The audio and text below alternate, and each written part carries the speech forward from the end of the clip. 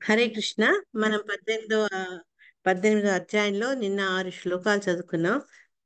ఈ శ్లోకాలు తలుచుకునే ముందు మీతో ఒక చిన్న విషయాన్ని చర్చించాలనుకుంటున్నా నేను. ఆ 17వ అధ్యాయంలో 23వ శ్లోకంలో ఎప్పుడైతే హిరణ్యాక్షుడు ఆ దేవతల గర్వాన్ని అణిచేందుకు, వాళ్ళని జయించేందుకు ఆ స్వర్గలోకాలకు వెళ్ళడము, వాళ్ళని అక్కడ కాంచకపోవడము, అది చూసి వాళ్ళు పారిపోయినందుకు అతను వికట్టహాసం చేశారు కదా. మరి దేవతలు అలా పారిపోవడం కరెక్టేనా? దాని గురించి మీరు ఏమనుకుంటున్నారు? ఒక్క మాట చెప్పరా నాకు. హరే కృష్ణ మాతాజీ. చెప్పండి. అప్పుడు బాగా రాక్షసుల బలం ఎక్కువగా ఉంది, మనం ఇప్పుడు వాళ్ళతో పోరాడినా మనం గెలవలేము అని దేవతల గురువు చెప్తాడు వాళ్ళకి. ఇప్పుడు మనం పక్కగా తప్పుకోవడమే తప్ప వాళ్ళతో ఎదురుపడితే మనం గెలవలేము, ఇక్కడి నుంచి దారిపోవడమే ముఖ్యం అని. పర్ఫెక్ట్. మీరు ఎట్లా చెప్పారంటే బుల్లై మీద కొట్టారు. అనువు కాని చోట అధికులమే మన అధికులము రాదు. అనరాదు. అదే పని చేశారు ఇక్కడ దేవతలు. వాళ్ళకి తెలుసు, హిరణ్యాక్షుడుకు హిరణ్యకశిపుడికి ఉన్న బలం తెలుసు, వాళ్ళకున్న శక్తి సామర్థ్యాలు తెలుసు, వాళ్ళకున్న ఆ వరాల యొక్క ఎక్స్ట్రా బలం అన్ని తెలుసు. కాబట్టి ఎందుకు అనవసరంగా వీళ్ళతో మనం ఎదురుపడి తలపడి మనం ముప్పెందుకు తెచ్చుకోవాలని చెప్పి పారిపోయారు. అంటే ఒక వివేకవంతుడి లక్షణం అది. అతనేంటంటే ఎప్పుడైతే తన ఉనికికి భంగం కలుగుతుంది అనుకుంటే ఆ పరిస్థితి నుంచి అతను మెల్లగా తప్పుకుంటాడు. అది పిరికితనం కాదు, యాక్చువల్గా వివేకం. ఏదో మనం ఇన్సిడెంట్స్ వింటుంటాం కదా, నేను చాలా బలవంతుణ్ణి అని పోయి సింహంతో పోరాడాలని అట్లన్నీ చేసి, కొందరు పరిగెత్తి పోయి ట్రైన్ ముందు నిల్చుని, ఎవరిని ఏంటంటే అవివేకం అక్కడ. వాళ్ళకున్నది ఏదో ఉన్నదాన్ని కొంతను ఎంతో అనుకొని వాళ్ళు చేసే పనులు అవివేకం. కానీ ఇక్కడ దేవతలు ఏంటి, వాళ్ళు తెలుసు కాబట్టి, వాళ్ళ పరిధి తెలుసు కాబట్టి అతనితో ఎందుకులే అనవసరమైన కయ్యమని వాళ్ళు పక్కకు తప్పుకుంటారు. అదే విషయం మళ్ళీ వరుణుడు కూడా అంతే. వరుణుడు కూడా విపరీతమైన కోపం వస్తుంది. తన పలకడం పలకడం ఎట్లా ఎట్లా పలికాడు, చాలా వ్యంగ్యంగా, యుద్ధాన్ని నాకు భిక్ష పెట్టండి, నువ్వు చాలా గొప్పవాడి, ఇది అది అని అడుగుతూ, అంటే ప్రశంసిస్తున్నట్టుగా అవహేళన చేస్తూ యుద్ధానికి ఆహ్వానిస్తాడు. వరుణుడు కూడా అతని శక్తి ముందు తన శక్తి సరిపోదు, తెలుసు. ఎవరి చేతుల్లో అతను అంతమవుతాడో వాళ్ళందరికీ బ్రహ్మ ద్వారా తెలుసు. కాబట్టి అతను కూడా మర్యాదగా తను తప్పుకుంటూ సీన్లోంచి, ఎవరి వల్ల అతనికి అపజయం పాలవుతుందో అతని వైపు రాక్షసుని డైరెక్ట్ చేశాడు. సో ఈ 17th చాప్టర్ ఆ రెండు నేను రోజు అనుకుంటే మీతో ఒకసారి మాట్లాడదామని మర్చిపోతున్నా. 18th చాప్టర్ అయ్యేలోపు ఒకసారి తలుచుకుందామని. సో ఈ 18వ అధ్యాయంలో మనం తెలుసుకుంది ఏంటంటే, హిరణ్యాక్షుడు పరుషమైన వాక్కులతోటి భగవంతుణ్ణి సంబోధిస్తాడు. కానీ ఆచార్యులు ఏం చెప్తారంటే, బయటికి మనకు అది పరుషంగా మాట్లాడినట్టు, హేళన చేసినట్టు, ఆ, అవమానపరిచినట్టుగా కనిపించినప్పటికీ అంతర్గతంగా దాంట్లో భగవంతుని యొక్క శక్తిని, ఆయన యొక్క సామర్థ్యాన్ని, ఆయన కరుణను పొగిడినట్టుగా ఉంటుంది. అయితే ఎవరు దీని గురించి విశ్లేషించి మనకు అందించారని చెప్పాను నేను. శ్రీధర స్వామి. ఎస్, శ్రీధర్ స్వామి. ఆయన ఉమ్, చైతన్య మహాప్రభు కంటే కూడా ముందొచ్చిన వారు అనమాట. సో అట్లా ఆచార్యపరంగా మనకు ఇది మన శిలా ప్రభుపాదులు ఏదో గెస్ట్ చేసి చెప్పింది కాదు. ఆచార్యపరంగా ఆ పరంపర ద్వారా వచ్చిన జ్ఞానాన్ని శిలా ప్రభుపాదుల వారు ఆయన యొక్క పర్పోట్ల ద్వారా మనకు కూడా అందించారనమాట. సో ఎవరికన్నా ఏమైనా గుర్తున్నాయా మాతాజీ, మన ఈ 6 శ్లోకాల్లో ఏ ఏదన్నా ఒక పాయింట్, అంటే దానవుడు ఒకటని దాని అంతర్గత భావం ఏంటో ఏదైనా చెప్పగలరా?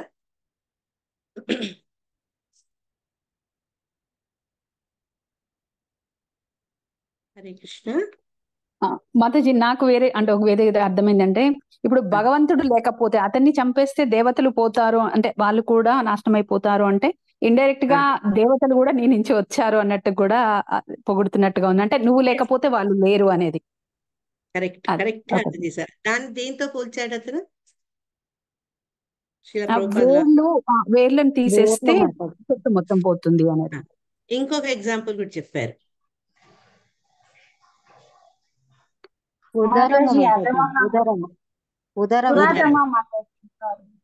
ఉదరం. ఎట్లా అంటే, అమ్మా ఏంటో విశేషి ఉదరం. ఎట్లయితే వివిధ అంగాలకు ఉదరంలో చేరిన ఆహారం మూలంగానే వచ్చే శక్తితో చేతులు నడుస్తున్నాయి, కాళ్ళు నడుస్తున్నాయి, చెవులు వింటున్నాయి, కళ్ళు చూస్తున్నాయి. కాబట్టి ఉదరానికి చేతికి సంబంధం, ఉదరానికి కాళ్ళకు సంబంధం, ఉదరానికి ఆలోచనకు సంబంధం, ఈ రకంగా సమస్తమైన మన దేహ అంగాలు ఉదరం మీద ఆధారపడినట్టుగానే ఋషులు గాని దేవతలు గాని సమస్త చరాచరం అంతా కూడా ఎవరి మీద ఆధారపడుతుంది? భగవంతుని మీద ఆధారపడి ఉంటుంది. బ్రహ్మాండమైన పాయింట్ గుర్తు చేసుకున్నారు. ఇంకెవరైనా చెప్తారా ఇంకేదన్నా అట్లా?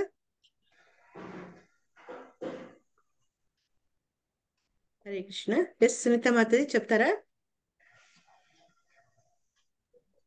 మాతాజీ మృగహ అని కూడా చెప్పారు మాతాజీ. అంటే మహర్షులు సాధువులు కూడా ఆయన్ని కావాలని అనుకుంటారని చెప్పారు. అలాగే ఉభయచర అని చెప్పారు మాతాజీ. అంటే బయట ఉంటాడు, వనంలో ఉంటాడు, జలంలో ఉంటాడు. దీనికి ఎగ్జాంపుల్ గా ఎక్కడైతే విష్ణు జలాశయంపై సేవిస్తున్నాడో దాన్ని తీసుకోవచ్చు అని చెప్పారు మాతాజీ. ఒక పక్క మృగము ఉభయచరం అంటున్నాడు కానీ అక్కడ అతను రాక్షసుడు పలుకుతున్నది తెలుస్తుంది ఆ నారాయణుడు అని. ఎవరైతే జలంలో నిద్రిస్తున్నారో శయనించారో అటువంటి స్వామి తలుస్తున్నారు అని శ్రీధర స్వామి చెప్తారనమాట. Very good. 2 ఉదాహరణలు వచ్చినాయి. ఇంకా అట్లా ఏదైనా చెప్పగలరా? ఒక 1 minute తర్వాత మనం will go to new shlokas. నేను వీలైతే నేను మీకు ఇది నిన్ననే అనుకున్నా, ఇది ఫోటో తీసి పెడతాను అనమాట నేను. అంటే దానవుడు చేసిన క్రిటిసిజం ఏంటి, దాని అర్థం ఏంటి, తర్వాత ఆ అప్రత్యక్షంగా ఈ దానవుడు ఏ రకంగా స్వామిని ప్రశంసిస్తున్నాడు, ప్రే చేస్తున్నాడు అనేది ఆచార్యపరంగా మనకి అందిన జ్ఞానం. ఈ చక్కటి టేబుల్ ఇచ్చారన్నమాట గౌరవ భగవాన్, సారీ గౌరవ దర్శన్ ప్రభు, గౌరవ భగవాన్ ఇక్కడ నుంచి నేను ఈరోజు కాపీ చేసి పంపిస్తాను. సో దీంట్లో శుచహ అన్నారు. ఒకటి బాధ. ఏం బాధలు అవి? ఎటువంటి బాధలు? ఇది చదువుకున్నాం మనం. మనకు అసలు బాధలు ఎందుకు కలుగుతాయి? ఈ భౌతిక ప్రపంచంలో ఈ బంధనాల్లో ఉండడం బట్టి ఆ మాయ యొక్క ప్రభావం వల్ల మనకు నీది కాంతి నీది అనుకోవడంతో అది పోయినప్పుడు కలిగే బాధ. ఇవన్నీ ఏంటంటే మాయా ప్రభావంతో కలిగేటువంటి ఈ బాధల్ని కూడా భగవంతుడు నివారింపచేస్తారు. తర్వాత 2 సార్లు అతన్ని మూర్ఖుడుగా అంటాడు. ఓ మూర్ఖుడా అంటాడు ఒక శ్లోకంలో, పాత శ్లోకాల్లో. అంతకంటే ముందు కూడా నువ్వు ఒక అజ్ఞాని అంటాడు. ఆ మూర్ఖుడా డైరెక్ట్ గా అన్నప్పుడు ఆశ్చర్యపోతాం మనం, భగవంతుని ఈ రకంగా కూడా సంబోధించచ్చా అని. 4వ శ్లోకంలో అన్నాడు, ఓ మూర్ఖుడా, మమ్ము వధించుటకే మా శత్రువులతో నువ్వు పోషించబడ్డావు. అసలు నీవు రావడం కారణం ఏంటంటే మమ్మల్ని శిక్షించాలని మా శత్రువులైన దేవతలు, ఋషులు, తపస్సులు వాళ్ళు నిన్ను పోషించారు. దానివల్ల నీకు ఆ శక్తి వచ్చింది. నీకు శారీరక శక్తి లేదు, యోగ శక్తి. ఆయన యోగేశ్వరుడు కదా. యోగేశ్వరుడు ఎవరు? సాక్షాత్ భగవంతుడు. అటువంటి ఆ స్వామిని తన మూర్ఖుడా అని అంటున్నాడు అనమాట ఇక్కడ. కానీ అక్కడ చెప్పమ్మా. అది భూమిని తీసుకెళ్లేటప్పుడు ఆయన ఒక డైలాగ్ చెప్తాడు కదా, నువ్వు తీసుకెళ్లలేవు నేను ఉండగాని, కానీ దాని అర్థం నీ చేతుల ద్వారా అది తీసుకెళ్తే మా నుంచి అది అదృష్టమో ఏదో చెప్పారు మాతో వర్డ్. కరెక్ట్. ఎందుకు అదృష్టం అన్నాడు అంటే రాక్షసుల చేతిలో భూమి చిక్కి బాధపడకుండా, తర్వాత మళ్ళా భగవంతునితోటి వీళ్ళందరూ పనిష్మెంట్ గురి కాకుండా, 3వది ఏంటంటే తమది కాని వస్తువు తమది అని తమ అధీనంలో పెట్టుకోకుండా వాళ్లకు అదొక రకమైన అదృష్టం అనమాట. భూమిని తీసుకెళ్ళలేవు అని ఒక పక్క అన్నారు, కానీ భూమిని మా ముందు తీసుకెళ్ళిపోతే అది మా అదృష్టం అని ఇంకోటి అంటారు. Very nice. అంటే నేను ఎందుకు అడుగుతున్నాను అంటే, ఇవి ఎందుకు అడిగా మిమ్మల్ని, డైరెక్ట్ గా చెప్పినవే కొన్నిసార్లు మనకు అర్థం కాదు, గుర్తుండదు. ఇట్లా ఒకే శ్లోకంలో 2 అర్థాలు ఇస్తే మనం ఎంత మటుకు అర్థం చేసుకున్నాము, నేను ఎంత మటుకు చెప్పగలనని నన్ను నేను పరీక్షించుకున్నా. థ్యాంక్ యూ మాతాజీ. మీ అందరికి చాలా చాలా ధన్యవాదాలు. వాళ్ళు చెప్తారని నేను చెప్పట్లేదు మాతాజీ. No problem. మొత్తం we got all the points. Narayana గురించి అనుకున్నాము. యానిమల్స్, మృగ అని అంటే రవిశేషి మాత చెప్పినట్టు, మృగ అంటే ఒకటి మృగమైతే, ఇంకోటి ఎవరి కోసమైతే ఋషులు తపస్సులు ఎవరిని పొందాలని ఆశిస్తారో అటువంటి స్వామి అనమాట. తర్వాత ఇక్కడ అజ్ఞ అని ఒకసారి 3వ శ్లోకంలో వస్తుంది, 4వ శ్లోకంలో మూర్ఖ అని వస్తుంది. అక్కడ ఏంటి, భగవంతుని మించినటువంటి జ్ఞానం ఇంకేది లేదు. అంటే ఏదైతే భగవంతుణ్ణి తెలుసుకోలేమో ఆ జ్ఞానం కూడా అది జ్ఞానం కాదు.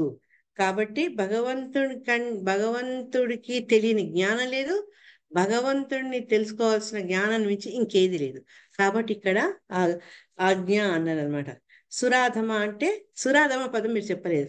ఒక రకంలో చూస్తుంటే దేవతల్లో నువ్వు అధముడివి, కానీ ఆ అంతర్గతంగా చెప్పేది ఏంటి అంటే నువ్వు దేవాది దేవుడు, అందరి దేవతలకు నువ్వు అధిపతివి. కాబట్టి అందరిలో ఉత్తముడివి నువ్వు, supreme personality of God head అని ఇప్పుడు శిలా ప్రభుపాద గారు చక్కటి పద ప్రయోగం చేస్తారు.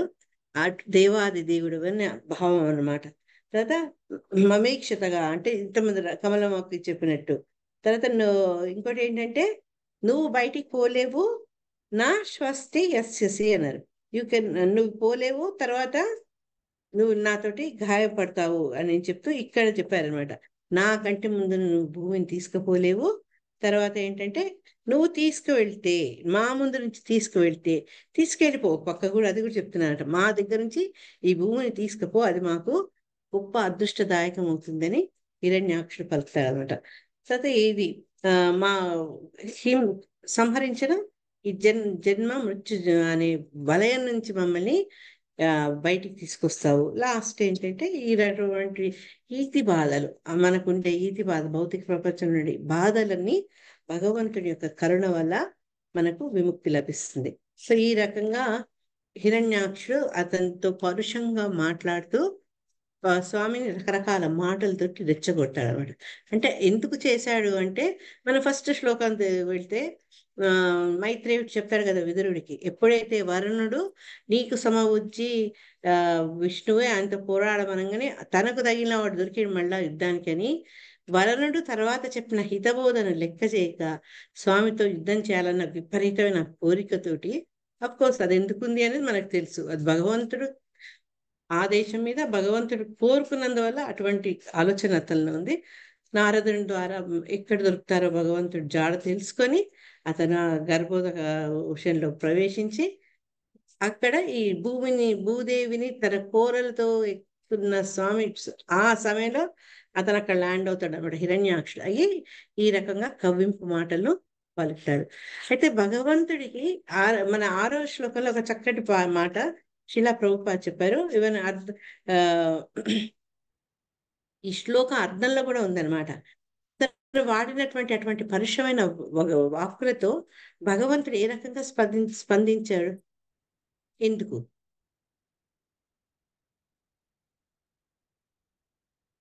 హరే కృష్ణ మాతాజీ. ముందు అయితే భగవంతుడికి కోపం వచ్చినా ఆయన ఏం అనలేదు మాతాజీ, బికాస్ భూదేవి అదే భయపడుతుంది అనేసి. తర్వాత ఇప్పుడు మాట్లాడడం స్టార్ట్ చేస్తాడు మాతాజీ.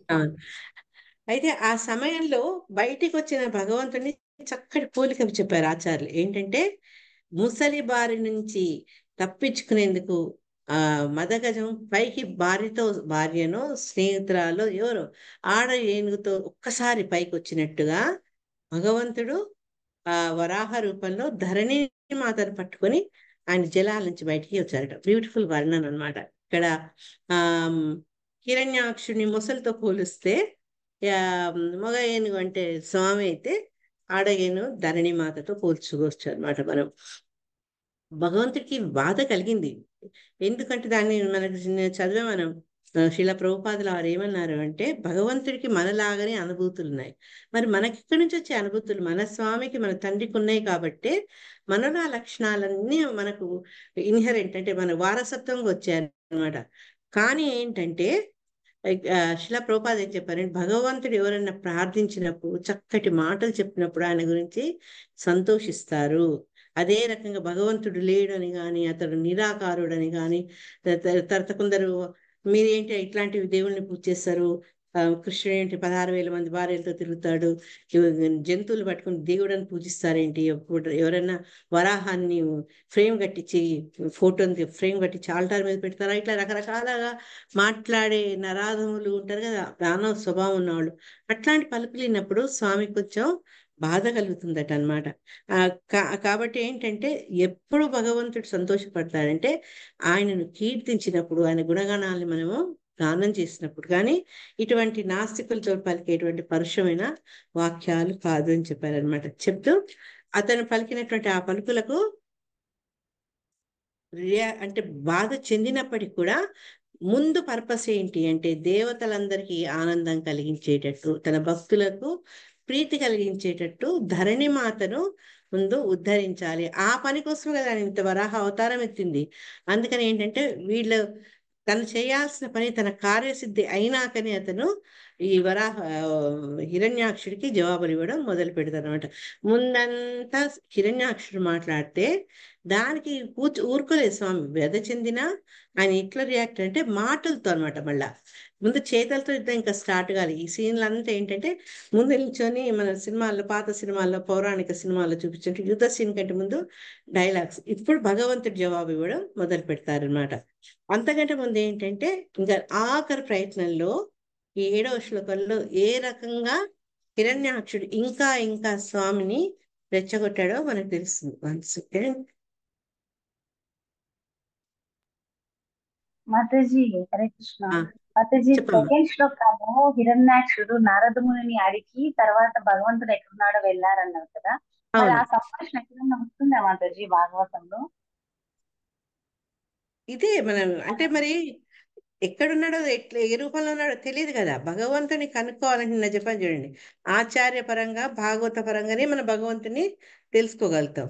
అందుకే అతను ఎతుకుతాడు. అప్పుడు అతనికి స్వామి కనపడాడు. అప్పుడు నారదుని అడుగుతాడనమాట, నేను ఇక్కడ విష్ణువుతో ఆయన ఒక్కడే నాకు సమబుద్ధి అని తెలిసింది, ఇప్పుడు ఎక్కడున్నాడు విష్ణువు అని అడుగుతాడనమాట. అప్పుడు అతను ఈ ఫలానా చోట ఉన్నాడని అడ్రస్ ఇస్తాడు నారదుడు.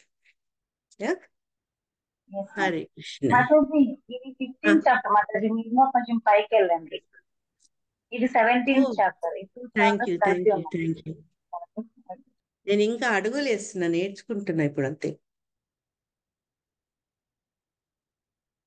హరే ఈ కృష్ణ. 3 చాప్టర్స్ అన్ని ఒక పీడిఎఫ్ లో పెట్టాను మాతాజీ, అందుకే కష్టంగా ఉందేమో మీకు. Sorry. No problem, no problem. నేను ముందు చూసుకునేదండి, చిన్నవే కాబట్టి 3 పర్వాలేదు. కలిపింది ఇంకా మాతాజీ పంపించలా నేను. ఇది ఇంకా 2 కలిపింది. అదొక్కటి వీడియో పంపి అయితే. ఆ, అంటే సరే. మాతాజీ అన్ని చేస్తున్నారు కదా మాతాజీ, అందుకే నేను అన్ని ఒక దాంట్లో పెట్టాను. అవి చిన్న చాప్టర్స్ కదా అని ఒకే పీడిఎఫ్ చేశాను. No problem, no problem. అయిపోతుందిలే ఎంతసేపు. పిడికింది అనుకున్నమాట, ఉమ్మగి లేదనుకు ఉండదా? ఉంటుంది, తప్పదు కదా. Yeah, okay. హరే కృష్ణ. కానీ చాలా ఇంట్రెస్టింగ్ గా ఉంది. నేనైతే ఎంజాయ్ చేస్తున్నా, మీరు కూడా ఎంజాయ్ చేస్తున్నారని అనుకుంటున్నా నేను. యా, అవును మాతాజీ. చెప్పు తల్లి. ఏం లేదు మాత, అవును మాతాజీ అన్న. తం నిసరంతం సలిలాదనుద్రుతో హిరణ్యకేశో ద్విరదం యథాజుషః కరాలదంశ్రో అశనిస్వనో బ్రవీత్ గతహ్రియాం కిం త్వసతాం విగర్హితం. ఇక్కడ హిరణ్యాక్షుని వర్ణిస్తున్నారన్నమాట ఇంకొద్దిగా. చదవండి ఎవరైనా. హరే కృష్ణ మాతాజీ. హరే కృష్ణ, హరే కృష్ణ. అశ్విని. తం నిస్సరంతం సలిలాదనుద్రుతో హిరణ్యకేశో ద్విరదం యథాజుషః కరాలదంశ్రో అశనిస్వనో బ్రవీద్ గతహ్రియాయాం కిం త్వసతాం విగర్హితం. హిరణ్మయ కేశములు గలవాడను భయంకరమగు కోరలు కలవాడను అగు ఆ దానవుడు ఏనుగును వెంబడించి మకరము చందమున భగవానుని అతడు నీటి నుండి బయటకు వచ్చినప్పుడు వెంబడించెను. పిడుగు వలె గర్జించుచు అతడు పంతమాడు శత్రువు ఎదుటి నుండి పరుగుదీయుటకు నీకు సిగ్గుగా లేదా? సిగ్గులేని వారికి నిందార్హమైనది ఏదియును ఉండబోదు అని పలికెను. శ్రీల ప్రభుపాద్కి హరే కృష్ణ మాతాజీ. Thank you. యా, థ్యాంక్స్ అమ్మా. అంటే ఇంకా అతని హైట్ ఆఫ్ మాటలు, నీకు సిగ్గు లేదా, నేను అంటుంటే కూడా నువ్వు పారిపోతున్నావు, నువ్వేం వీరుడు, ఈ రకంగా అతన్ని దూషిస్తున్నాడు అనమాట. ఇది మన నిత్య జీవితంలో కూడా చూస్తుంటాం. పోరాడుతుంటే ఎవరైనా జవాబు ఇవ్వకుండా పక్కకి వెళ్ళిపోతే వీళ్ళకుండే మానసిక స్థితిలో ఏంటంటే ఎట్లయినా కయ్యాం అనేది కావాలి. అందుకని ఆ కయ్యాన్ కాలు ప్రయత్నాల్లో ఆ నోరు మాట్లాడడం మొదలు పెడుతుంది అనమాట. సో ఇక్కడ హిరణ్యాక్షుడు కూడా అదే రకంగా ప్రవర్తిస్తున్నాడు. హిరణ్యాక్షుడు ఏ రకంగా ఉన్నాడు అంటే హిరణ్మయ కేశంలో చక్కగా గోల్డెన్ కలర్ హెయిర్ అంటే ఇప్పుడు మన వాళ్ళంతా డై వేస్తుంటారు కదా. తర్వాత చూసేందుకు భయంకరంగా ఉన్నాడు. అతను భయంకరమైన కూరలు దానవుడు కదా. ఆ దానవ శరీర లక్షణాలు మనకు డౌట్ రావచ్చు, కూరలు ఎందుకున్నాయి, వరాహానికి అయితే ఉంటుంది, ఇతనికి ఎందుకు ఉంటే రాక్షసులకు ఉండే ఆ లక్షణంతో, దానవ లక్షణంతో ఆ కూరలు కలవాడు భయంకరంగా ఉన్నాయి అనమాట అవి. అంతేకాక తను ఏ రకంగా ప్రవర్తిస్తున్నాడు అంటే ఈ జలాలు స్వేచ్ఛగా విహరిస్తున్న గజం వెంబడి ఎట్లయితే మకరం అంటే ముసలి వెంబడి పడుతుందో ఆ రకంగా అతను ఆఖరికి బయటికి ధరణితో సహా వచ్చినప్పుడు ఇతను కూడా వెంబడి వస్తాడు అనమాట. వచ్చి వెంబడిస్తూ అతను భగవంతుడు చేస్తున్న పని ఆయన చేస్తున్నారు, ధరణిని ఏ రకంగా ప్రొటెక్ట్ చేయాలని. కానీ ఇతను అసహనంతో ఏమంటాడంటే ఎదురు నుంచి ఒక శత్రువు వచ్చి నీ ముందు నిల్చొని యుద్ధానికి ఆహ్వానిస్తుంటే నువ్వు పరిగెత్తేందుకు నీకు సిగ్గు లేదా, నువ్వు వీరుడవు కావా అని అతన్ని రెచ్చగొడుతున్నాడు అనమాట. అని చెప్పి నీకు సిగ్గు లేదు, సిగ్గులేని వారికి ఇంకా ఏదన్నా కూడా వాళ్ళకి సిగ్గు ఉండదు అన్నట్టు. నిందార్హమైంది ఏది ఉండకూడదు. అంటే వాళ్ళకి ఇది అంటే బాధపడతారు, ఇదంటే వాళ్ళకి సిగ్గు కలుగుతుందని ఏం లేదు. ఏది మాట్లాడినా వాళ్ళ మీద ఏమీ ఎఫెక్ట్ ఉండదు. అంటే పెద్దవాడు మనకు చెప్పినట్టు దున్నపోతు మీద వర్షం పడ్డట్టు సిగ్గులేని వాడికి ఏ మాట అన్నా అతనికి అవమానకరంగా ఉండదు అని చెప్తున్నారు అనమాట.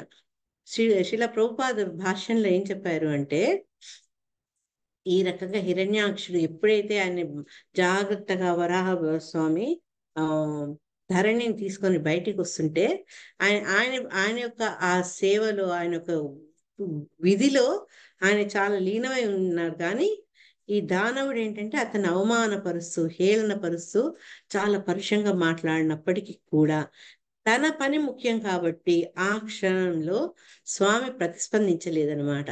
ప్రతిస్పందించలేదు. ఏ రకంగా ప్రతిస్పందించలేదు, ఎందుకు ప్రతిస్పందించలేదు అనే దానికి శిలా ప్రభుపాదుల వారు 2 రకాలు చెప్పారు. 2 రకాల వ్యక్తులకు భయం అనేది ఉండదట. ఇక్కడ వాడు అన్ని అన్నా ఎందుకు భగవంతుడిలో ఆ చలనం కానీ భయం కానీ రెస్పాన్స్ కానీ ఎందుకు లేదు అంటే వీటిని వింటే మనకు అర్థమవుతుంది. 2 రకాల వ్యక్తులకు ఒక రకం ఏంటంటే కర్తవ్య పరాయణునికి భయం అనేది లేదు. ఎవరైతే వాళ్ళ యొక్క కర్తవ్యాన్ని నెరవేరుస్తుంటారో ఆ కర్తవ్య నిర్వహణలో వాళ్ళకి భయం అనే మాట ఉండదు. చక్కటి ఉదాహరణ చెప్పాలంటే మన శిలా ప్రభుపాదుల వారే. ఆయన ఏమనుకున్నారు, తన గురువు ఇచ్చిన ఆనతి బట్టి కృష్ణ కాన్షియస్నెస్ ని మొత్తం పాశ్చాత్య దేశాల్లో కూడా ప్రచారం చేయాలి. మనం రోజు ప్రతి వారం చదువుకుంటున్నాం ప్రభుపాద లీలామృత. ఎటువంటి పరిస్థితులు వచ్చినా, విపరీత పరిస్థితులు వచ్చినా ఆయన భయపడలేదు. ఎందుకంటే పూర్తిగా భగవంతుడి కృప మీదనే ఆయన ఆధారపడి ఉన్నాడు. కాబట్టి షిప్ లో ప్రయాణం చేసినప్పుడు 2 సార్లు అతనికి హార్ట్ అటాక్ వచ్చినా నేను చనిపోతానేమో, నేను మళ్ళీ ఇండియా పోలేనేమో ఇట్లా ఆయనకు అటువంటి బాధ లేదు. ఒక ఉద్దేశంతో నన్ను ఇక్కడ తీసుకొస్తున్నావు, నన్ను ఏమన్నా చెయ్యి, నేను నీ చేతిలో ఉన్నానేనని అంటాడు. అంటే ఒక కర్తవ్య పరాయణలో అతనికి భయం అనేది లేదు. అదే రకంగా పోలీస్ డిపార్ట్మెంట్ లో ఉంటారు. పోలీస్ వాళ్ళు కొన్నిసార్లు తీవ్రవాదులతో కొట్లాడాల్సి వస్తుంది. కొన్ని చోట్ల మత కలహాలైనప్పుడు వెళ్లాల్సి వస్తుంది. వాళ్ళమ్మో మాకు భయం, మేము చూడలేము, రక్తం చూడలేము, మేము ఎవరిని కొట్టలేము, గుండాలు చూస్తే మాకు భయం అనుకుంటే మరి వాళ్ళు ఆ వృత్తికే సరిపోరు. ఆ వృత్తి నిర్వహణలో ఎటువంటి పరిస్థితులైనా వాళ్ళు ఎదుర్కోవాల్సి వస్తుంది. ఆ సందర్భంలో వాళ్ళ భయం అనేది వాళ్ళు తావివ్వరు. వ్యతిరేకంగా డాక్టర్స్ కూడా, డాక్టర్స్ కళ్ళు చూస్తే రక్తం చూస్తే కళ్ళు తిరిగి పడిపోతాయి, క్లోరోఫామ్ వాసన నాకు పడదు అనుకుంటే వాడు సర్జన్ కాలేదు, పేషెంట్లను ట్రీట్ చేయలేడు. ఆ కర్తవ్య పరాయణతో వాళ్ళు తిండి నిద్ర కానీ తర్వాత శారీరక అసౌకర్యాలు ఇవేవి కూడా వాళ్ళు లెక్క చేయరు. కాబట్టి ఈ 3 రకాల వ్యక్తులు, భక్తులు, తర్వాత వాళ్ళ యొక్క కర్తవ్య నిర్వహణలో ఉన్న పబ్లిక్ సర్వెంట్స్, వాళ్ళెవ్వరు కూడా భయం అనే మాట వాడకుండదు. అదే రకంగా ఇంకో రకం కేటగిరీ ఏంటి అంటే చాలా శక్తివంతులు. ఫస్ట్ కేటగిరీలో వాడికి శక్తి ఉండక్కర్లేదు, వాడు సన్నగే ఉండొచ్చు, కానీ వాడు చేసే డ్యూటీకి అంకితమైన భావం వల్ల అతనికి ఆ ధైర్యం వస్తుంది. కానీ ఇంకో రకమైన వర్గానికి చెందిన వాళ్ళు ఏంటంటే చాలా శక్తివంతులు అనమాట. కాబట్టి వాళ్ళకు ఎదురుగా ఉండే శత్రువుల నుంచి భయం లేదు. వాడు ఏనన్నా వీళ్ళేవి లెక్క చేయరు అనమాట. ఏనుగును చూస్తే కుక్కలు మొరిగితే ఏనుగుకి ఏం కష్టం నష్టం. అదే రకంగా వాళ్ళు బిందాస్ వెళ్ళిపోతుంటారు అనమాట. అదే రకంగా స్వామి భగవంతుడు ఈవెన్ వరాహ రూపంలో ఉన్నప్పటికీ కూడా ఎవ్వరి నుంచి కానీ అతనికి భయం అనేది లేదు. ఎందుకంటే సర్వశక్తిమంతుడు, అతన్ని ఓడించేవాడు లేనే లేడు. కాబట్టి ఏంటంటే ఇక్కడ అతను ఏం మాట్లాడినా పట్టించుకోలేదు. ఆ పట్టించుకోకపోవడాన్ని శిల ప్రభుపాదుల వారు చక్కగా ఏ రకంగా విశ్లేషించారంటే, అతను ఈ హిరణ్యాక్షుణ్ణి నిర్లక్ష్యం చేస్తున్నట్టు ధోరణి కనిపిస్తుంది కదా, అది స్వామి యొక్క కరుణ అని చెప్తున్నారు అనమాట. స్వామి కరుణ వల్లనే ఈ హిరణ్యకశిపుణ్ణి అతను ఎంబడే లెక్క పెట్టలేదు, అతని యొక్క పరుష వాక్యాన్ని లెక్క పెట్టలేదు అనమాట. మనకేమనిపిస్తుంది అంటే ఇన్ని అంటుంటే కూడా భగవంతుడు అటు పారిపోయాడు ఏంటి అని అనిపిస్తుంది. కానీ ఎందుకు అలా వెళ్ళిపోయారు అంటే, ఈ ఉత్పాతాల నుంచి వాళ్ళ మధ్య జరిగే యుద్ధం పరిణామాలతో జరిగే ఈ ఉత్పాతాలకు ధరణిమాత గురి కాకూడదు, ఆమెను రక్షించాలి, అది ఆయనకు మొదటి డ్యూటీ. కాబట్టి హిరణ్యాక్షుడు ఎన్నన్నా ఈ చెవుల నుంచి ఆ చెవులు వదిలేశారు అనమాట. 8వ శ్లోకంలో ఇంక మొదలవుతుంది.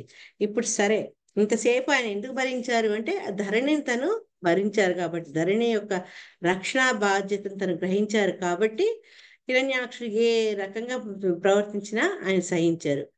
తర్వాత ఇప్పుడు ఏం చేస్తుందంటే, ఏ ధరణి కారణంగా తను ఇంతసేపు ఊరుకోవాల్సి వచ్చిందో ఆ ధరణిని ఒక రక్షణ ప్రాంతంలో పెడతారనమాట. అది ఈ 8వ శ్లోకంలో చెప్తారు. సగాముదత్సాత సలిలస్య గోచరే విన్యస్త తస్య మదతాస సత్వం అభిష్టుతో విశ్వసుధా ప్రసూనైః ఆపూర్యమాణో విబుధైః పశ్యతో రే. హరే కృష్ణ.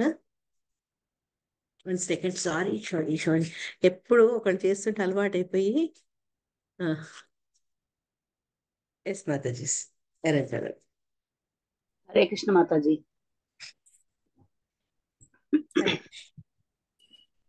సగాముదస్తాస్సలిలస్య గోచరే విన్యస్య తస్య మదతా సత్వం అభిష్టుతో విశ్వసుజా ప్రసూనై పూర్వమాణో విబుధై పశ్యతో రే. భగవానుడు తన దృష్టి పరిధియందే జల ఉపరితలముపై ధరిత్రి నుంచి అది నీటిపై తేలుటకు తన శక్తిని దాని యందు ప్రవేశపెట్టెను. శత్రువు గాంచుచుండగానే విశ్వ సృష్టికర్తయగు బ్రహ్మదేవుడు భగవానుని స్తుతించెను. దేవతలు అతనిపై పుష్పవృష్టి కురిపించరి. హరే కృష్ణ. హరే కృష్ణ. ఇక్కడ ఎంత చక్కటి అర్థం అంటే, ఎట్లయితే ఒక తల్లి తన సంతాన్ని తన కనుమేరల్లోనే ఉండేటట్టుగా ఆ ప్రొటెక్షన్ ఎట్లా చూసుకుంటుందో, అదే రకంగా భగవంతుడు కూడా తన దృష్టి పరిధిలోనే, తన దృష్టి సారించేంత ఆ ప్రాంతంలోనే ఈ జలం మీద ధరిత్రిని నిలిపారనమాట. అసలు మామూలుగా అయితే ఏదైనా బరువైన పదార్థం, అందులో ధరణి అంటే అది ఇంకా బరువైంది, కొండలు అన్ని కలిసింది కదా, అటువంటి బలమైనటువంటి బరువైనటువంటి ధరణిని ఆ నీటి మీద తేలే ఆ శక్తిని భగవంతుడు తను ప్రసాదించి ఆ జల ఉపరితలం మీద ధరణిని స్థాపించాడు అనమాట. అటువంటి ఆ గొప్ప కార్యానికి, అద్భుత కార్యానికి బ్రహ్మాది దేవతలందరూ హిరణ్యాక్షుడు ముందే, అది కూడా హిరణ్యాక్షుడు వెనుక కాదు, శత్రువు చూస్తుండగానే భగవంతుని అందరూ స్తుతించారు, పుష్పవృష్టిని కల్పించారు. అంటే ఎందుకు అంత గొప్పది అంటే, ధరణి మాత ఆమె ఆ శక్తిని, గురుత్వాకర్షణ శక్తిని కోల్పోయి ఆమె నీటి అట్టడికి వెళ్ళిపోయింది, అది మనకు తెలుసు. మళ్ళా ఆ శక్తిని భగవంతుడు, అంటే మనకు శక్తి ప్రదాత ఎవరు అంటే ఆ భగవంతుడు అని మళ్ళా ఒకసారి నిరూపితమైంది అన్నమాట. ఇక్కడ ఆ నీటి మీద తేలే శక్తిని భూమికి ఇచ్చి ఆయన్ని ఆ ధరణి యొక్క ఏమంటారు, ఆమె యొక్క స్థితిని ఆయన పటిష్టం చేశారనమాట. శిలా ప్రభుపాదుల వారు ఏం చెప్పారు అంటే, భగవంతుడు ఏ రకంగా ఈ భూమిని, అంటే ఇంత భారమైనటువంటి ధరణిని నీళ్ళ మీద చేశారనేది వాళ్ళు అర్థం చేసుకోలేరు. ఎందుకంటే దానవులు లాజిక్తో ఆలోచిస్తారు, కానీ భగవంతుని పట్ల భక్తితోటి, ఆయన పట్ల విశ్వాసంతో వాళ్ళు ఆలోచించారు. కాబట్టి ఇది వాళ్ళకి అర్థం కాదు. భాగవతము ఇటువంటి దానవ ప్రవృత్తి ఉన్న వాళ్ళకి అర్థం కాదు, వాళ్ళు ఎంజాయ్ చేయలేరు. ఎందుకంటే ఎప్పుడైతే విశ్వాసం లేదో మనం చెప్పేవన్నీ కూడా కట్టుకథల్లాగానే అనిపిస్తాయి అన్నమాట వాళ్లకు. కానీ భక్తులకు మటు అలా కాదు, అదొక అద్భుత కర్మ. భగవంతుడు చేసే ప్రతి కర్మ అద్భుతంగా ఉంటుంది. అందుకనే వాళ్ళు ఏం చేస్తారు, జన్మ కర్మచమే దివ్యం, ప్రతిది దివ్యమైందన్న విషయాన్ని వాళ్ళు తెలుసుకుంటారు, వింటారు, పలుకుతారు, స్మరణం చేస్తారు. ఇన్ని భక్తులు ఎందుకంటే ఆ ఒక్క లీలల యొక్క ఉపదనం తెలుసు కాబట్టి. అంతేకాక ఇంకేం చెప్పారు శిలా ప్రభుపాదులు, ఒక్క భూమి ఏంటి, అంతరిక్షంలో అనేక గ్రహాలు తిరుగుతూ ఉన్నాయి. ఆ అంతరిక్షంలో మనకు తెలుసు ఇప్పుడు ఈ చంద్ర మండలానికి వెళ్ళేవాళ్ళు వాళ్ళంతా ఏం చెప్తారు, అక్కడ గాలిలో తేలిపోతారు అనమాట, బరువు ఉండదు. అటువంటి ఆ ప్రదేశాల్లో ఈ గ్రహాలు, ఆ డిఫరెంట్ తారా మండలాలు అన్నీ చక్కగా ఆ అంతరిక్షంలో తేలుతూ వాటి స్థానాల్లో ఉంది. ఈ శక్తి కేవలం భగవంతుడి వల్లే వచ్చింది. అది ఎవరు చెప్పారు, మన ఆచార్యులు చెప్పుడు కాదు, స్వామి స్వయంగా భగవద్గీతలో ఆయన ఏం చెప్పారు, ప్రకృతే క్రియమాణ అని. ఈ ప్రకృతిలో ఏదైనా కూడా అన్ని వాటి పనులు క్రియల్ని ఎట్లా నిర్వహిస్తున్నాయంటే భగవంతుడిచ్చిన శక్తి వల్ల. అచరాలన్నీ కూడా భగవంతుని యొక్క శక్తి వల్లనే అవి నడుస్తున్నాయి. సో ఈ విషయాన్ని భక్తులు గ్రహిస్తారు. కానీ వీటి గురించి భగవంతుని నమ్మని వాళ్ళు ఏంటంటే ఏ స్టేట్మెంట్, ఏ వాదానికి తిరుగులేదో దాన్ని వాళ్ళు అర్థం చేసుకోలేక ఏదో ఒక ఫిలాసఫీ, అదే ఇంతకుముందు చెప్పినప్పుడు గురుత్వాకర్షణ ఉంది అందుకని గ్రహాలన్నీ అట్లా తిరుగుతున్నాయి అంతరిక్షంలో అని చెప్తారు ఎవరు, నార్మల్ సైంటిస్టులు. కానీ ఆ గురుత్వాకర్షణ శక్తి భగవంతుడి ద్వారానే వచ్చింది అన్న విషయం వాళ్ళకి తెలీదు. కానీ ఇక్కడ మళ్ళా స్వామి మనకు భూమిని అది జలంపై ఉపరితలంలో తేలేటట్టుగా ఆమెకు ఆ శక్తిని ఇవ్వడం ద్వారా మనకు మళ్ళా తెలుస్తుంది అనమాట. చెప్తూ శిలా ప్రభుపాదులు వారు ఏమన్నారంటే, భగవంతుడు భగవద్గీతలో చెప్పినట్టుగా అన్ని లోకాల్ని వృద్ధి చేయడము, వాటిని సృష్టించడం, వాటి పోషణ చేయడము, తర్వాత ఉత్పత్తి చేయడము, తర్వాత అన్నిటికీ కూడా భగవంతుడి యొక్క ఆయన సంకల్పం ఉంది, నిర్దేశం ఉంది, ఆయన ఆజ్ఞ ఉందన్నమాట. సూయతే సచరాచరం హేతునానేన కౌంతేయ జగత్ విపరివర్తతే అంటారని. అంటే ఏది జరుగుతున్నా అది భగవంతుని యొక్క అనుజ్ఞ బట్టే జరుగుతుంటాయి అన్నమాట. కాబట్టి అటువంటి అసాధారణమైనటువంటి శక్తిని ప్రదర్శించిన భగవంతుని శ్లాఘిస్తూ బ్రహ్మ స్తుతించారు, దేవతలు పుష్పవర్షాన్ని కురిపించారు. శిలా ప్రభుపాదుల వారు చెప్తున్నారు అన్నమాట. సో నెక్స్ట్ శ్లోకాలు ఇక అయిపోయింది, ఆయన డ్యూటీ అయిపోయింది కదా, ధరణి కాపాడారు కదా, మరి ఇప్పుడు ఇతనికి కూడా జవాబు ఇవ్వాలి హిరణ్యాక్షుడికి. అందుకని స్వామి ఇంకా చెప్తారనమాట. ఈ దీంట్లో ఫస్ట్ ఈ దానవుడు ఏంటంటే ఈయన ఇంతసేపు మాట్లాడలేదు కదా, అది ఒక అలుసుగా తీసుకున్నాడు అనమాట. కానీ ఇంకా ఇప్పుడు భగవంతుడు ఊరుకునే స్థితిలో లేరు కాబట్టి ఈ శ్లోకం నుంచి భగవంతుడు మాట్లాడటం మొదలవుతుంది. పరానుశక్తం తపనీయోపకల్పం మహాగదం కాంచన చిత్రదంశం మర్మాణ్య వీక్ష్ణం ప్రదుదంతం దురుక్తైః ప్రచండమన్యుః ప్రశంస్తం భవాషే. హరే కృష్ణ. హరే కృష్ణ హరే కృష్ణ మాతాజీ. చదవండి నాగమణి. తపనీయోపకల్పం మహాగదం కాంచన చిత్రదంశం మర్మాణ్యభీక్షం ప్రదంతం దురుక్తైః ప్రచండమన్యుః ప్రశంస్తం బభాషే. కొంచెం స్క్రోల్ చేయండి మాతాజీ. బాగుంది. వేణిపై ఆభరణమును. వన్ సెకండ్ అమ్మా, వన్ సెకండ్.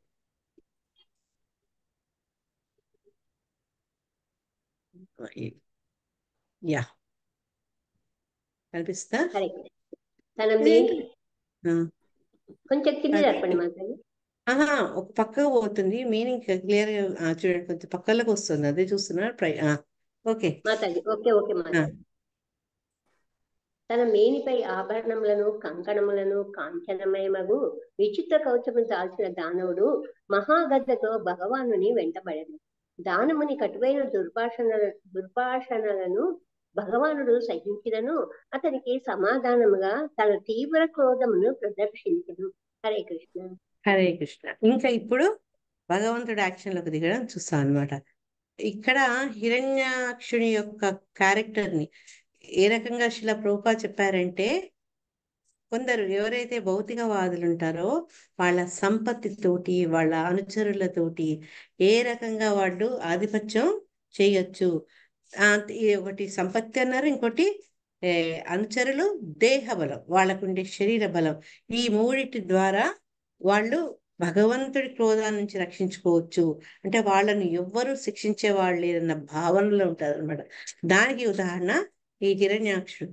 ఆయన యుద్ధానికి వచ్చిన వాడు మరి ఇంత తయారై ఎందుకు రావాలి? ఫుల్ డెకప్ అయి వచ్చాడు అనమాట. ఆయన వచ్చి కవచం, కంకణాలు, ఆభరణాలు ఇవన్నీ వేసుకొని అతని ఆయుధమైన గదతోటి భగవంతుడి వెంబడి పడతాడనమాట. ముందంతా దానవుడు మాట్లాడినటువంటి కఠినమైన వాక్కుల్ని విని సహించిన స్వామి ఇంకా మెల్లగా ఓ క్రోధంతో, అది కూడా తీవ్రమైన క్రోధంతో తన జవాబులు అంటే తన యొక్క మాటలు మొదలు పెడతారనమాట ఈ శ్లోకంలో. ఒక్కసారి 9th కంటే ముందు 8th లో మనం తెలుసుకున్నాం కదా, భగవంతుడు నీటి మీద, ఉపరితలం మీద భూమిని, ధరణిని ఉంచుతారని. అయితే భగవంతుని యొక్క గొప్ప శక్తి తెలుసుకోలేని వాళ్ళు ఇట్లాంటి విషయాల్ని వాళ్ళు నమ్మరు. అరే ఇట్లా ఎవరైనా చేయగలుగుతారా అని అనుకుంటామట. ఎందుకు అనుకుంటాము అంటే మన అజ్ఞానంతో మనకు కాలేదు కాబట్టి ఇంకెవరికి వల్ల అది సాధ్యమయ్యేది కాదు అనుకుంటాం. ఏది మర్చిపోతామంటే మనకుండే శక్తులు, మనకుండే నైపుణ్యత చాలా అల్పం స్వామితో పోలిస్తే. స్వామి ఏదైనా చేయగలడు. దానికి ఉదాహరణ మనం ఒకసారి రాముల వారిని తీసుకుంటే, సముద్రం మీద వారధి కట్టడం అది సామాన్యమైనది కాదు. ఇప్పుడు ఇక్కడ చాలా చోట్ల కడుతున్నారు. ఈవెన్ బాంబేలో మన కొత్త బ్రిడ్జ్ ఒకటి వచ్చింది. కానీ అదేంటంటే ఎటువంటి ఇనుము కానీ ఏది వాడకుండా కేవలం తేలియాడుతున్న రాళ్లతో కలిసి రామసీత కట్టారు వాళ్ళు. అది దాన్ని బట్టి ఏంటంటే భగవంతుని కరుణ అనేది, భగవంతుని యొక్క గొప్పతనం ఏదో తెలుస్తుంది. అదే రకంగా ఏంటంటే ఇక్కడ వరాహస్వామి ఆ నీటి ఉపరితల మీద ధరణి తేలేటట్టు చేశారు. అది కేవలం భక్తులే, భగవంతుడికి అసాధ్యమైనది ఏది లేదు అని తెలుసు కాబట్టి వాళ్ళ రకంగా ఆయన్ని సన్మానం చేశారనమాట. అయితే ఇక్కడ ఏం చెప్పారంటే ఈ శ్లోకంలో భాష్యం శిలా ప్రభుపాదుల వారు ఒకసారి ఈ దానవుడు మాట్లాడే పరుష వాక్యాలకు, అతని ప్రవర్తనకు భగవంతుడు తలుచుకుంటే ఎంబడే జవాబు కలిగే శక్తి, సామర్థ్యత భగవంతుడికి ఉంది. కానీ ఏంటంటే దానవుల నుంచి భయపడుతున్నటువంటి, కర్తవ్య నిర్వహణలో భయపడుతున్నటువంటి దేవతలకు వాళ్ళ వల్ల మీకు భయం లేదు అని చెప్పాలి, వాళ్ళకి ఆశ్వాసన ఇవ్వాలని ఆ రకంగా ప్రదర్శించారని శిలా ప్రభుపాదుల వారు చెప్తున్నారనమాట. వీళ్ళని చూసి మీరు భయపడక్కర్లేదు అని ఇండైరెక్ట్ గా చెప్తూ హిరణ్యాక్షుని మాటల్ని, అతని యొక్క చేతల్ని స్వామి సహించారు అని చెప్తున్నారు అనమాట.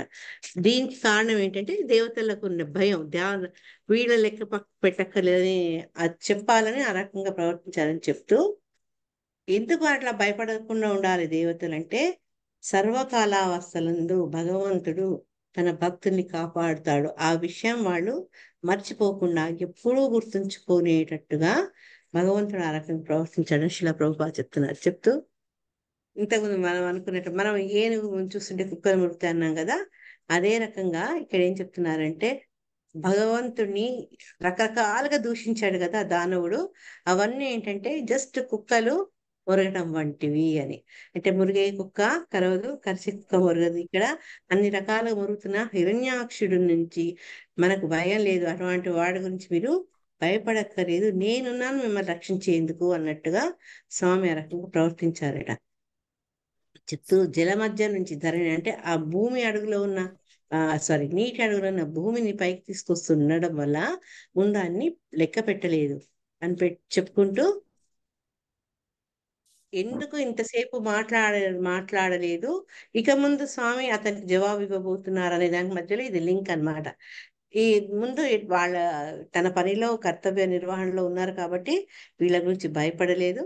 ఇంకోటి ఏంటంటే ఎంబడే అతను శిక్షించే శక్తి ఉన్నప్పటికీ ఎందుకు రియాక్ట్ అవ్వలేదు అంటే సహనాన్ని, ఆ కర్తవ్య నిర్వహణలో సహనాన్ని ప్రదర్శించారు. తర్వాత దేవతలకు అభయాన్ని ఇస్తున్నారు అని చెప్పారనమాట. చెప్పి ఇక్కడ దానవుల యొక్క లక్షణాలు ఇంతకుముందు చెప్పా కదా. ఈ దానవులు ఏంటంటే పలు రూపంలో అధిక మొత్తం మీద బంగారము కలిగి ఉందురు. ఎందుకంటే ఇప్పుడు చూడండి, ఒక దేశం ఎంత ధనవంతమైంది అని తెలుసుకునేందుకు ఆ దేశానికి ఉన్న బంగారు నిల్వలు బట్టి చెప్తారు. అసలు నేను పేపర్లలో చదువుతుంటాను, ఇండియాలో చాలా బంగారు నిల్వ ఉందట. ఎందుకంటే మనకు అలవాటు కదా, అన్నిటి బంగారం కొంచెం దాచిపెడతాం కదా. ఆ బంగారం చాలా నిల్వ ఉండడం మూలంగా పవర్, ఎప్పుడైతే మనం వాటి యొక్క వాల్యూ లెక్క పెడితే ఆ ప్రపంచంలో ఈవెన్ ఈ అడ్వాన్స్ కంట్రీస్ కంటే కూడా మనకు ఎక్కువ బంగారు నిల్వలు ఉన్నాయట. కాబట్టి ఏంటంటే సామాన్యంగా దానవులు శక్తివంతులు వాళ్ళు ఏం చేస్తారంటే వాళ్ళ బంగారు నిల్వలు పెంచుకుంటారు, తర్వాత స్ట్రాంగ్ అవుతారు, ఆర్మీని పెంచుకుంటారు, తర్వాత వాళ్ళ ఫేవరబుల్ గా ఉండే మనుషులందరినీ పోగు చేసుకుంటారు. ఇవన్నీ ఎందుకు చేసుకుంటారు అంటే ఇవన్నీ నాకుంటే నేను సేఫ్, నాకు ఎవరి వల్ల కష్టం ఉండదు. ముఖ్యంగా దానవులు అయితే భగవంతుడి వల్ల నాకు ఎటువంటి కష్టం ఉండదు, ఆయన కోపాన్ని నాకున్న ఇవన్నీ నన్ను రక్షిస్తాయి అనే ఒక భ్రాంతిలో వాళ్ళు ఉంటారనమాట. అది శిల ప్రభుపాదుల వారు ఈ పర్పోర్ట్ ద్వారా మనకు చెప్పారు. ఇంకొక శ్లోకం టైం ఉంటుందమ్మా? హరే కృష్ణ. శ్రీ భగవానువాచ. ఇప్పుడు ఇంకా భగవంతుడి జవాబు ఇవ్వడం మొదలు పెట్టాడు అనమాట. సత్యం వయం భో వనగోచరా మృగా యుష్మద్వితాన్ మృగయే గ్రామసింహాన్ న మృత్యుపాశై ప్రతిముక్తస్య వీరా వికథనం తవ గృహ్ణంత్య భద్ర. హరే కృష్ణ. ఒక్క నిమిషమ్మా, చదవండి. శ్రీ భగవానువాచ. సత్యం వయం భో వనగోచరా మృగా యుష్మద్విధాన్ మృగయే గ్రామసింహాన్ న మృత్యుపాశై ప్రతిముక్తస్య వీరా వికథనం తవ గృహ్ణంత్య భద్ర. భగవానుడు పలికెను, నిక్కముగా నేను వనమునందు సరించు మృగమే అయినను నీ వంటి వేట కుక్కల కొరకే అన్వేషించుతున్నాను. మృత్యుపాశముచే బంధింపబడి ఉన్నందున నీవు దురుక్తులాడుచున్నావు. మృత్యుబంధము నుండి విడివడిన వారు నీవు కావించినట్టు దుర్నీతి పలుకులకు భయపడరు. హరే కృష్ణ. ఇక్కడ ఇంకా భగవంతుడు జవాబు ఇవ్వడం మొదలు పెట్టాడు. ఫస్ట్ అతన్ని ఏమన్నాడు, నువ్వు వనాల్లో తిరిగే మృగాని అని చెప్పాడు కదా. మృగాని అతన్ని సంబోధించాడు. తర్వాత ఇంకేమన్నారు, వనగోచర, వనాల్లో కనిపించే అటువంటి మృగాని నువ్వని చెప్పారు. కాబట్టి ఇక్కడ అతని యొక్క ఆక్షేపణను భగవంతుడు, అవును నేను నిజంగానే వనంలో ధరించే మృగాన్ని, కానీ నేను ఏం చేస్తున్నా ఈ వనాల్లో చేస్తూ ఇలాంటి వేటకుక్కల్ని వేటాడే ప్రయత్నంలో ఉన్నా నేను అని చెప్పి, నువ్వు ఈ రకంగా ఎందుకు మాట్లాడుతున్నావు అంటే సాక్షాత్తు నీ నెత్తి మీద మృత్యుదేవత కూర్చుంది, అందుకే ఈ రకంగా దుర్భాషలు మాట్లాడుతున్నావు నువ్వు అని చెప్పి, ఎవరికైతే మృత్యుబంధం మీద మృత్యుదేవత మీద భయం ఉండదో అటువంటి వాళ్ళు ఏంటంటే నీవు పలుకుతున్న ఈ ప్రలాపాలకు ఏమీ భయపడరు. ఇంతకుముందు తలుచుకున్నాం కదా పూర్వ శ్లోకంలో, ఎవరైతే శక్తివంతులు ఉంటారో వాళ్ళు ఎదురు శత్రువు పలికే పలుకులకు కానీ వాళ్ళ చేతలకు కానీ భయపడరు. ఎందుకంటే వాళ్ళు అంత శక్తిని కలవాళ్ళు, దృఢమైనటువంటి మనసు కలిగిన వాళ్ళు అనమాట. సో ఇక్కడ ఈ శిలా ప్రభుపాదుల పర్పోర్ట్లో దానవులు నాస్తికులు ఇద్దరి గురించి మాట్లాడారు. నాస్తికులు అంటే భగవంతుణ్ణి నమ్మని వాళ్ళు, దానవులంటే భగవంతుణ్ణి ద్వేషించేవాళ్ళు. ఈ ఇద్దరు ఎవరు డేంజర్ చెప్పండి? హరే కృష్ణ. పర్ఫెక్ట్. ఎందుకు దానవులు భగవంతుడు ఉన్నాడని తెలుసుకుని ఆయన మీద యుద్ధానికి వెళ్తాం అలా చేస్తున్నారు. ఇంకా నాస్తికులు ఏంటంటే ఇంకొకళ్ళని కూడా పాడు చేస్తారు, దేవుడు లేడు అని చెప్పి. నేను ఇది ఒక సందర్భంలో శిలా ప్రభుపాద లెక్చర్లు కూడా విన్నా. థ్యాంక్స్ పద్మజ. ఎందుకంటే ఈ దానవుడు ఏంటి, అట్లీస్ట్ శత్రుత్వంతో అయినప్పటికీ భగవంతుడు ఉన్నాడు అని వాడు గ్రహిస్తాడు. కానీ నాస్తికుడు ఏంటంటే వాడి అజ్ఞానంతో, వాడి అహంకారంతో భగవంతుడు అనేవాడు లేడు అంటారు అనమాట. అంటే భగవంతుని ఉనికిని వాళ్ళు విశ్వసించారు కాబట్టి వాళ్ళు ఇంకా డేంజరస్ అన్నమాట నాస్తికులు. కాబట్టి వాళ్ళు భగవంతుని ఉనికి గురించి అవమానిస్తూ మాట్లాడొచ్చు. కానీ వాళ్ళ ప్రాబ్లం ఏంటంటే ఎవరినైతే వాళ్ళు ధిక్కరిస్తారో, కానీ తమ మటుకు ఒక వ్యక్తిని ఏదో చెప్తారు కదా, అద్దాల మేడలో కూర్చున్నవాడు యువతలవాడు ఇంటి మీద రాయి వేయొద్దని. ఎందుకంటే ఓ 10 రాళ్ళు వేస్తే వాడికి రక్షణ అనేది ఉండదు.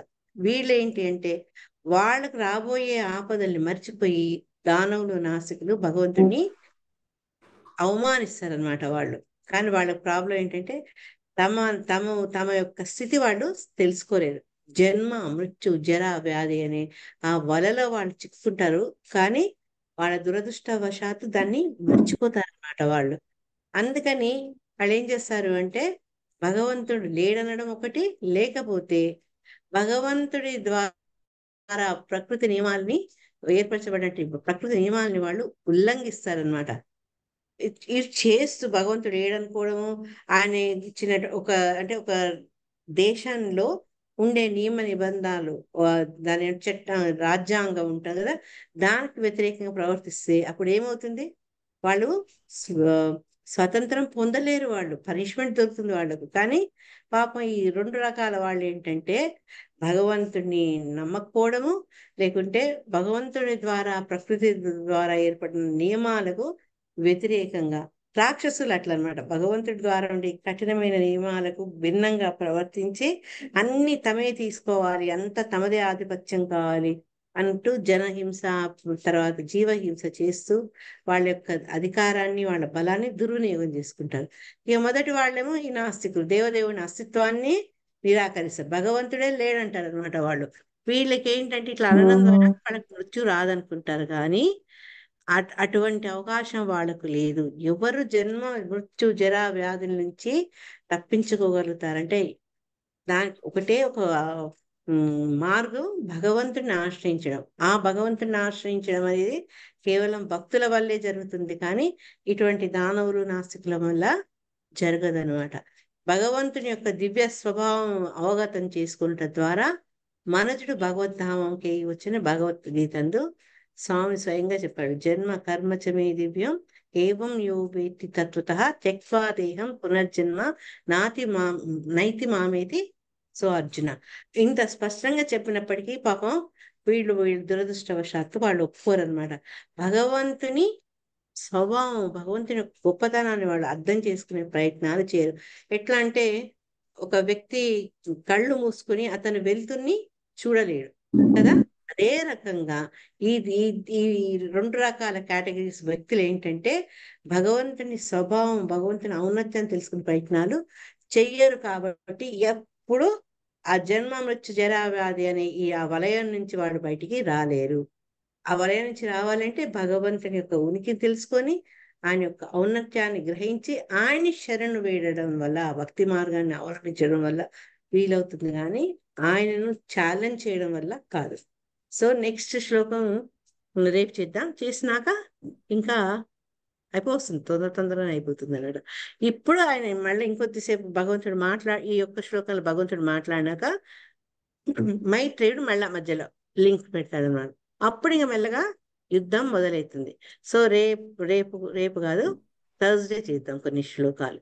ఓకేనా? హరే కృష్ణ. ఎవరికన్నా ఏమైనా డౌట్స్ ఉన్నాయా మాతాజీ ఇప్పటిదాకా? హరే కృష్ణ. జరుగుతుంది మాతాజీ అంటే ఇప్పుడు భూమి లేదు కాబట్టి మనకి ఇక్కడ కాదు జరిగేది. అంటే ఏ సముద్రం చూసుకోవచ్చు మాతాజీ? గర్భోదక ఓషన్ లో. గర్భోదక ఓషన్. ఓకే. అందుకని ఇక్కడ ఎంతసేపు మకరము, మదగజము, జలాలు అన్ని ఎందుకు ఉదాహరణలు ఇస్తున్నారంటే అదంతా జరిగింది గర్భోదక ఓషన్ లో కాబట్టి. మాతాజీ చెప్పండి, మీరు షేర్ చేసుకోవాలా? హరే కృష్ణ. ఓకే దామోదరి ఆపేస్తుంది రికార్డింగ్. లేదు మాతాజీ, అది 18 చదివినప్పుడు